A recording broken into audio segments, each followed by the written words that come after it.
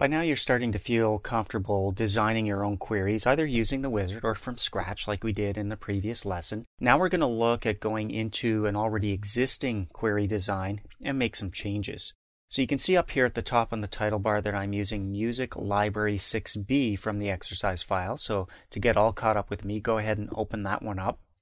And down below, you'll see that I have double-clicked on 80s music in the performers table. This is a query we created in the previous lesson. You can double-click it in the songs table or the performers table to display the results. So now we decided we're going to make a change to this. It might be nice to sort all of our song titles, perhaps, and maybe add in a field and maybe some additional criteria. Maybe even change up the order. So how do we do all that stuff? Well, we definitely want to go into the design view of the selected query. So with 80s music selected, we go up to the design view button. So there we have down below the fields that are being used in our query. There's the one that's not showing, that's got the criteria. So that 80s is the actual criteria used for the decade in the songs table. If we wanted to add a new field, that's pretty simple. We just find the field in one of the two tables and add it by double-clicking or dragging it down. But what if we want to reorder things? So just an example, the year that it came out. I'm going to double-click Year Launched, and you can see it automatically gets added to the end here. But maybe it belongs before the actual first and last name. So if I wanted to, you can see by clicking just above Year Launched, I get that arrow pointing down. I can select the entire column.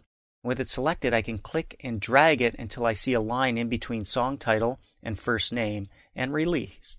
So there we have a reordered look at our query. Now we're going to add some criteria and some sorting options as well. I'd like everything sorted by the year that it came out.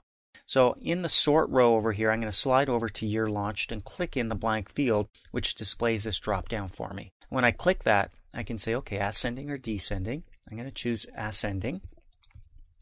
And now if I was to run the results here, I'd have the new field and the new sort option in there as well. But what if I want to change this query to include 70s music as well? Of course, I'm going to have to rename the query to 70s and 80s music, not just 80s music. But let's go down here, and you'll notice that under 80s, I've got an OR field. And I'm going to click in there. And I could use the expression builder if I wanted to add in some new criteria where decade could also equal the 70s, or I can just type it in the way I see it up here, and that is in double quotes to type in 70s, just like that. All right, I'm going to click outside. Looks good. I should be able to run this query now to see the results, and that's what I'm going to do.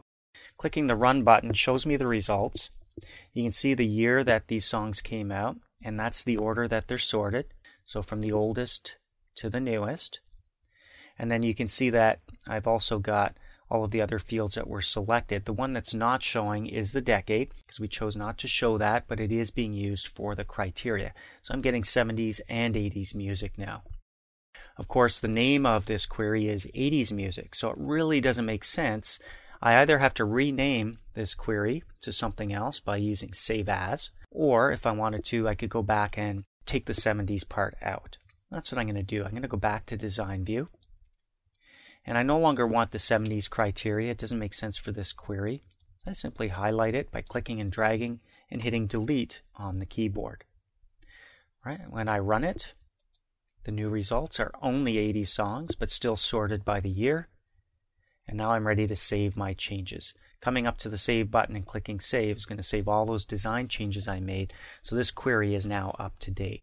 Keep in mind again now, as we start adding more albums, more songs, more performers, any of the ones that are 80s that get added to our various tables will show up in this query every time we run it. So the results should grow over time. Now later on we're going to be talking about forms, and forms are the best way to input data, to be able to input data into more than one table at one time, and to force people to input certain kinds of data and so on by giving them options. But we'll talk all about that when we get to forms.